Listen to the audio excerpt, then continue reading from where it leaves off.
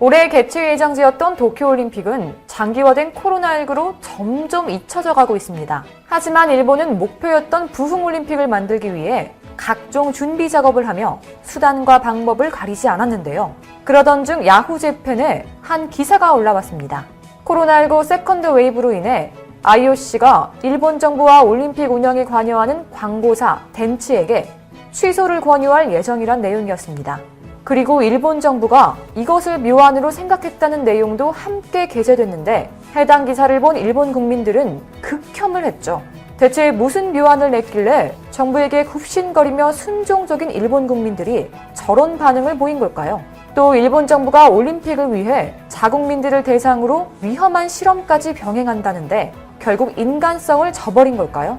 영상 시작 전 좋아요와 구독 부탁드립니다. 기사에선 11월 중순쯤 바흐 IOC 위원장이 스가 총리와 회담할 예정이고 만약 그때까지 유럽의 감염 상황이 나아지지 않으면 스가 총리에게 직접 취소를 전할 가능성이 있다고 보도했는데요. 하지만 일본 정부는 그만둘 생각이 없고 오히려 다음 도쿄올림픽에 대한 깜짝 플랜을 구상 중이라고 합니다. 그건 바로 향후 올림픽 유치 레이스의 재출마에 2032년에 도쿄올림픽 개최를 표명한다는 것. 향후 올림픽은 2024년은 파리, 2028년은 LA로 결정된 상황이죠. 그러니까 일본 정부는 아직 개최지가 결정되지도 않은 2032년 개최지를 자신들이 재유치하겠다는 무대포 계획을 세운 겁니다. 이런 계획에 일본 국민들은 코로나 때문에 취소가 되는 건 어쩔 수 없는데 왜 자꾸만 엄청난 돈을 들이면서 재유치를 하려는지 이해가 안 간다는 반응입니다. 실제로 해당 기사에 가장 많은 공감을 받은 댓글은 이렇게 적혀 있습니다. 이해관계지만 개최를 강행하려고 하고 있다. 국민의 대부분은 강행을 지지하지 않는다. 저출산 고령화가 진행되는 가운데 막대한 세금이 투입되면서까지 일본에서 개최할 필요는 전혀 없다. 그 외에도 빨리 개최 중지 결정을 내려라. 그만 세금 낭비해라. 이런 일에 지출할 돈이 있다면 최첨단 기술을 발전시켜라. 와 같은 부정적인 반응이 대부분이죠. 여론조사 결과도 이와 비슷한데요. 일본의 공영방송 NHK에서 전국 18세 이상 유권자 1283명을 상대로 조사를 실시한 결과 도쿄올림픽, 패럴림픽은 취소해야 한다가 23%, 추가로 연기해야 한다가 25%로 총 전체 응답자의 48%를 차지했죠. 반면 예정대로 내년 여름에 개최해야 한다는 답변은 40%였습니다. 하지만 일본 정부는 여론이 뭐라고 해도 올림픽 관람객 수용과 관련해 자국민들을 상대로 흡사 인체 실험을 떠올리는 반인륜적인 만행을 저질렀는데요. 코로나로 죽나 경제가 무너져 굶어 죽나 매한가지 아니냐라는 생각으로 야구장 관람석 80%를 가득 채우는 실험을 실행한 겁니다. 코로나19 사태 이후 일본은 경기의 관중 수용 인원을 50%로 제한했지만 이 실험을 통해 특별하게 입장 제한을 80%로 완화했습니다. 그 상태에서 프로야구 경기를 하고 비말 확산, 관람객 행동 패턴 등 코로나19 확산과 관련된 요소를 분석하는 실증 실험을 한 겁니다. 이 실험은 지난 30일부터 어제였던 1일까지 일본 가나가와현 요코하마시 요코하마 스타디움에서 요코하마 DNA 베이스타스와 한신 타이거스의 3회 연속 경기를 활용했죠. 당시 입장객의 양해를 얻어 좌석이나 방문 정보 등을 등록한 후 나중에 확진자가 나오면 온라인 메신저 라인 등으로 통지하는 것도 실험에 포함됐으며 경기 종료 후 출구나 인근역의 혼잡을 줄이기 위해 관람객이 구역별로 순차 퇴장하도록 안내방송 등을 실시했죠.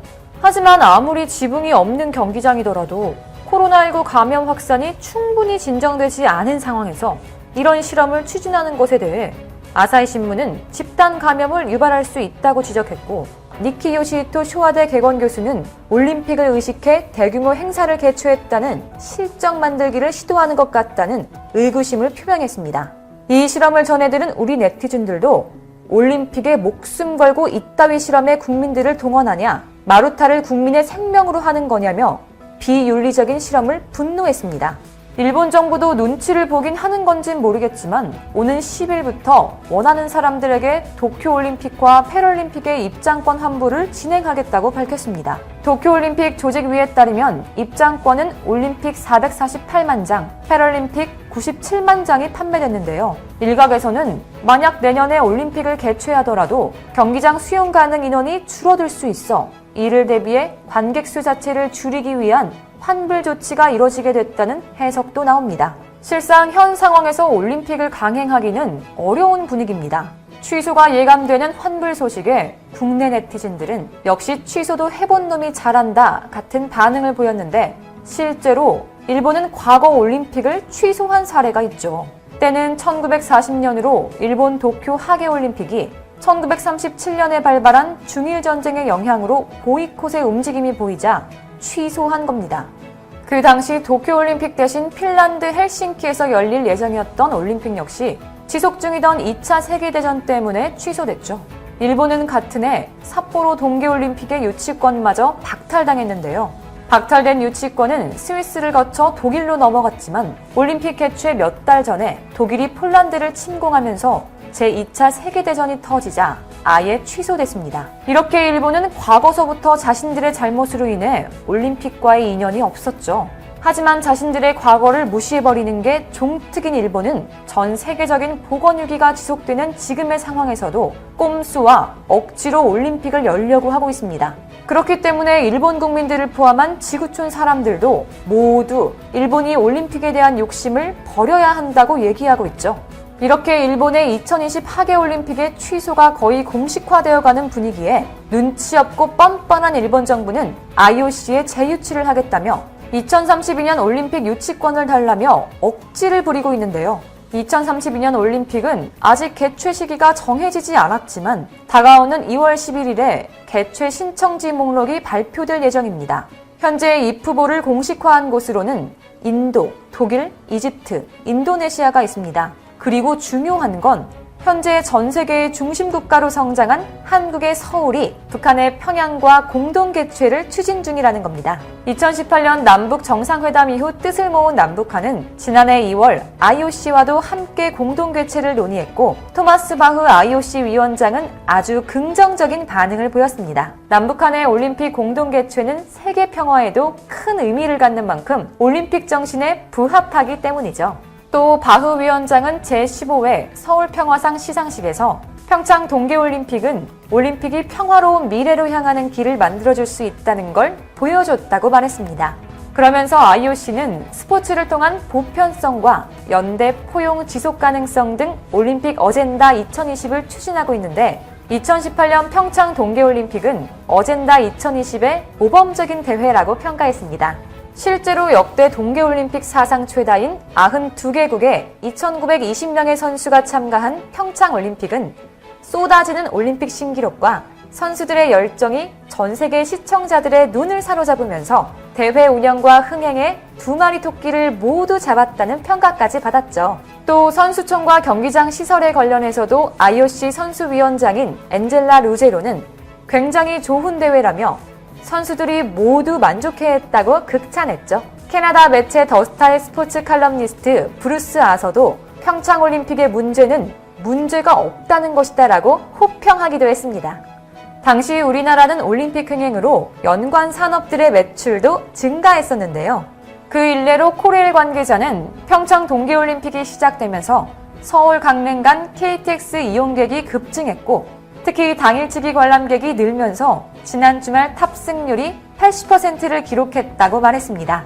전국 편의점의 매출도 들썩였죠. 시유는 개막식이 열린 지난 9일에서 11일 오후 6시에서 10시에 주류, 스낵, 간편식품 등 주요 상품의 매출이 전주 대비 2자릿수 이상 크게 증가했습니다. 이렇게 근래에 한국이 개최했던 올림픽이 크게 성행했었기 때문에 이것을 질투하는 일본은 어떻게든 꼼수를 부려서라도 올림픽을 개최하고자 하지만 참 안타깝게도 코로나 사태를 통해 전 세계의 일본의 민낯이 드러나 버렸습니다.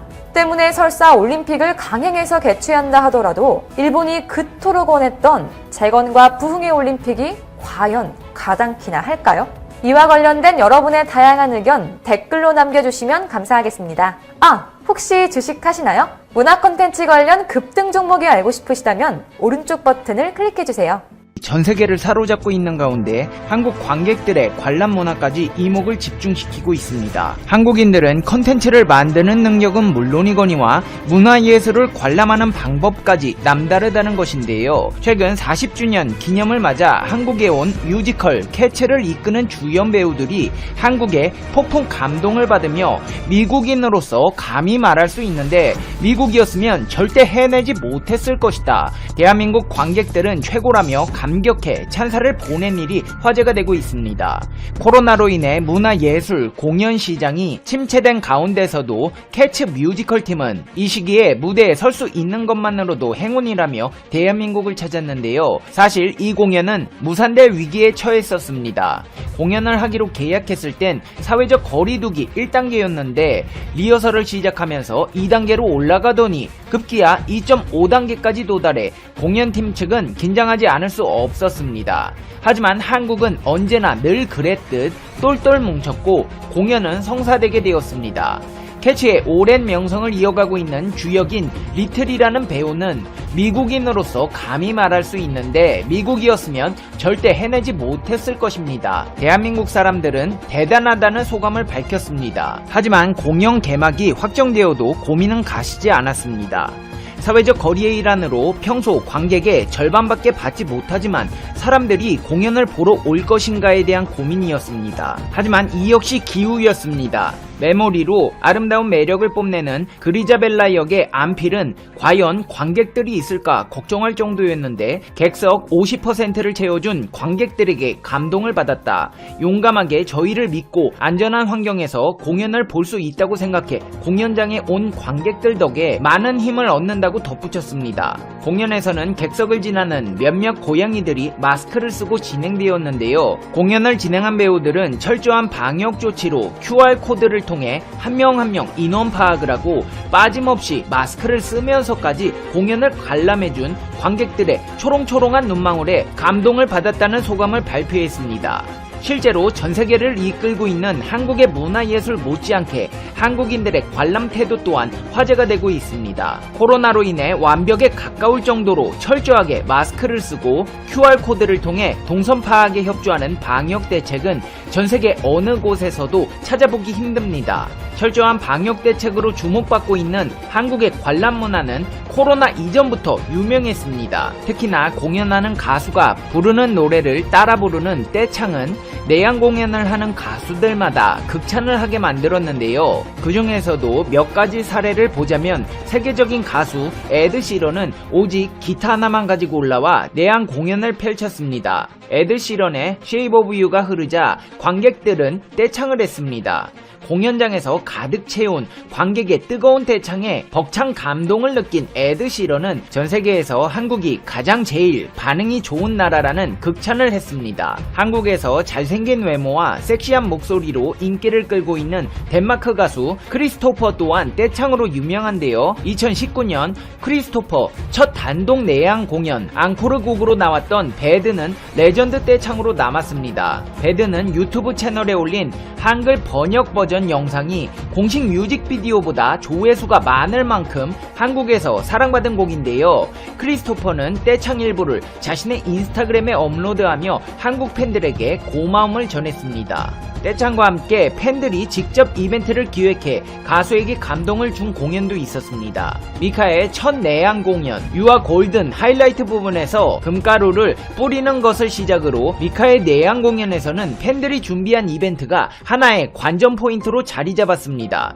이후 내한 공연에서도 수백 개의 종이 비행기를 날리며 감동적인 이벤트를 연출했습니다. 종이 비행기 이벤트는 미카가 가장 감동적인 공연으로 꼽기도 했습니다. 그 이후에도 미카의 내한 공연에는 팬들이 다양한 이벤트를 준비해 미카에게 감동을 주었고 미카는 이후 트위터에 한국 팬들은 어메이징하다고 올렸습니다. 이 밖에도 영국 록밴드의 전설 비틀즈의 멤버 폴 맥카트니, 마룬5, 제시 제이, 샘 스미스 또한 한국의 떼창에 감동을 받았고 성격이 까칠하기로 유명한 영국 뮤지션 노엘 갤러거는 내한 공연 이후 공식 홈페이지에 장문의 글을 올려 음정과 가사를 완벽히 따라하며 떼창을 해준 한국 팬들에게 감사와 사랑을 표하기도 했습니다. 세계적인 가수들은 한국 팬들의 열정적인 관람 문화를 접하다 보니 같은 동양권 국가와 비교를 하지 않을 수 없습니다. 그 중에서도 일본을 빼놓을 수가 없는데요. 오죽하면 가수들이 일본에 갈 때는 돈 벌러 가는데 한국은 즐기기 위해 온다는 말까지 나올 정도입니다. 그 중에서도 대표적인 사례가 래퍼 에미넴인데요. 한국에 오기 전 일본에서 공연을 한 에미넴은 한국 공연을 취소할까 고민했습니다. 일본 관객들의 반응이 거의 없다시피 하니 화가 머리 끝까지 났다는 것입니다. 에미넴은 제발 소리 좀 지르라며 관객들에게 요청했고 급기야 제발 너희 자신을 위해서라도 소리를 질러라 라는 말까지 했지만 반응이 제로였습니다. 그렇게 별 기대 없이 찾은 한국에서의 관객들은 신세계를 선사했습니다. 소름 돋을 만큼 완벽한 떼창으로 에미넴의 히트곡 Lose Yourself를 부르자 에미넴은 미국에 돌아가서 한 라디오 방송에서 한국인들을 언급하며 최고였다. 반면 일본 팬들의 반응은 정말 최악이었다는 언급을 했습니다.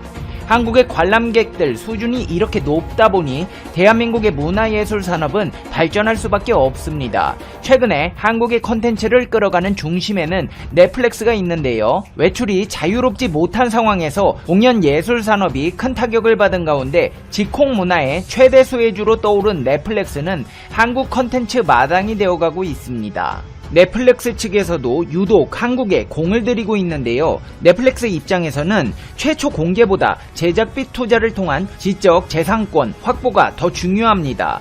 플랫폼에서 지속적으로 유통할 콘텐츠가 필요하기 때문입니다. 방영권만 확보하게 될 경우 중장기적으로 콘텐츠를 활용하는데 제약이 생깁니다. 실제로 넷플릭스는 사랑의 불시착, 이태원 클라스, 더킹, 슬기로운 의사생활, 하이에나, 미스터 선샤인, 동백꽃, 필 무렵 등에 투자했습니다. 이미 지난해 11월 CJ 엔터테인먼트, JTBC와 20편의 콘텐츠 제휴를 맺었고 넷플릭스는 CJ 엔터테인먼트 스튜디오 드래곤 지분의 4.99%를 인수하기도 했습니다. 한국이 그만큼 아시아 시장으로 향하는 가장 빠른 지름길이기 때문입니다. 테란 사란도스 넷플릭스 최고 콘텐츠 책임자는 세계가 한국 콘텐츠를 굉장히 좋아하기 때문에 아시아 지역 전력의 중요한 일부로서 한국에 큰 투자를 할 것이라고 밝히기도 했습니다. 상황이 이렇다 보니 다른 나라들에서는 한국에 대한 질투가 폭발한 경우를 자주 접할 수 있는데요. 최근 독일에서